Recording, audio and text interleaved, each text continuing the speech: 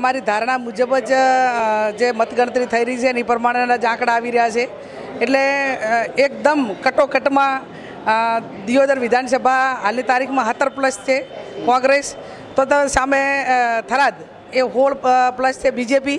એમ parallel જે એક જે આંકડો ચાલી રહ્યો એ પ્રમાણે ઓલ ઓવર અમે માનીએ ત્યાં સુધી દાંતા હાલની તારીખમાં દાંતા, ડીસા, દિયોદર આ 3-4 વિધાનસભાની અમારી લીડ અત્યારે હાલ સારી છે.